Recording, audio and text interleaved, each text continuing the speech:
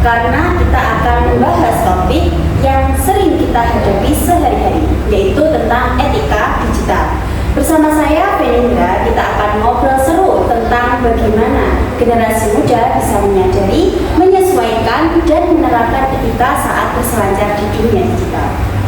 Di sini saya tidak sendiri, saya ditemani dengan dua narasumber hebat kita, yaitu dari SMA Negeri 1 Sengat.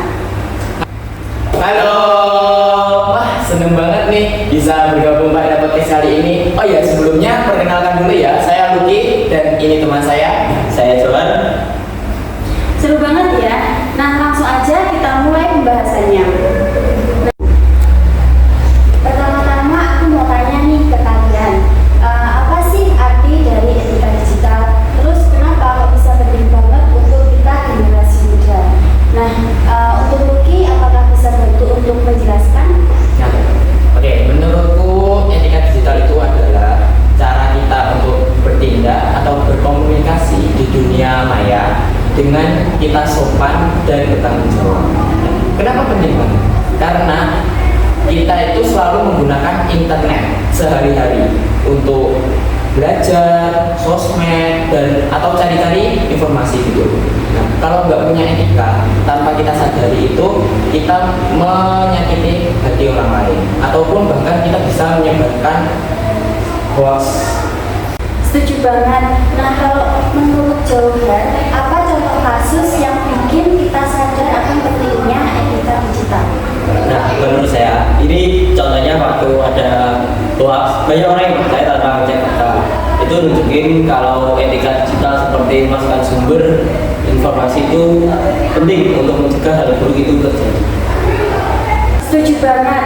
Nah, kalau menurut Johan, apa contoh kasus yang bikin kita sadar akan pentingnya etika digital? Contohnya aja itu kayak waktu ada hoax, orang-orang pada percaya tanpa ngecek keasliannya gitu. Itu nunjukin kalau etika digital itu masih kurang dan penting banget dipelajari untuk mencegah hal-hal yang tidak diinginkan. Wah, berarti kita harus hati-hati banget ya. Jadi kesadaran ini menjadi hal yang pertama untuk menciptakan lingkungan digital yang jauh lebih baik. Nah, sekarang kita masuk ke pembahasan kedua. Dunia ini kan terus berkembang akan digital. Terus gimana sih caranya kita menyesuaikan diri? Menurut kamu, Johan, gimana? Menurut saya kita itu harus terus belajar. Contohnya aja waktu ada update kebijakan privasi aplikasi, jangan di-skip dulu, dibaca-baca. Atau ada tren yang menurut kita itu viral, kita harus pahami nilai-nilai dari tren sebelum kita ikut-ikutan. Untuk Luki, kamu ada tips lain nggak yang untuk menyesuaikan diri?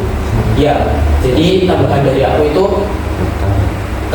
kita itu harus ngerti main di setiap platform. Jadi tidak semua orang itu suka di DM secara tiba-tiba ataupun di tag tanpa izin. Jadi kita itu harus tahu budaya dan norma di setiap platform itu penting. Poin yang bagus. Jadi selain kita harus sadar, kita juga harus fleksibel dan mau belajar ya. Nah, selanjutnya gimana sih cara kita untuk menerapkan etika digital dalam keseharian kita? Mungkin Luki bisa dimulai.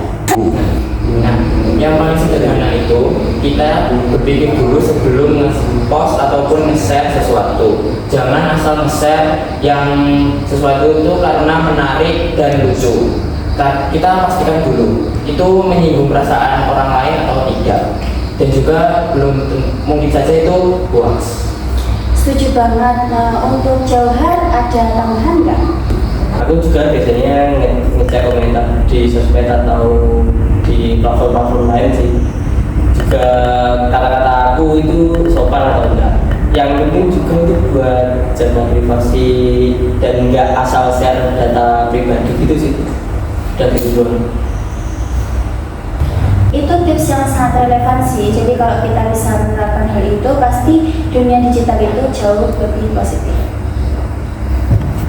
Sebelum kita tutup, aku mau tanya-tanya cepat nih. Jadi jawab singkat aja ya. Apa kebiasaan digital yang ingin kalian perbaiki di tahun ini? Mungkin kalau aku mengurangi screen time agar kita itu nggak berlama-lama di HP. Dan juga nggak ikut-ikutan komentar negatif di media sosial. Saja sih dari aku. Oke, untuk satu lagi, jadi apa sih harapan kalian di masa depan untuk dunia digital ini? Semoga orang-orang lebih sadar dan saling support daripada saling menjatuhkan. Setuju. Aku juga berharap lebih banyak edukasi tentang etika digital di sekolah. Setuju. Wah, obrolan seru banget ya. Terima kasih untuk Lucky dan Jauhar atas insight-nya. Jadi teman-teman, mari kita mulai semuanya dari diri kita sendiri untuk menyesuaikan diri, menyadari, dan menerapkan etika saat berselancar di dunia digital. Terima kasih telah mendengarkan podcast Dialog Digital. Sampai jumpa di episode berikutnya. Dan ingat, selalu gunakan internet dengan bijak.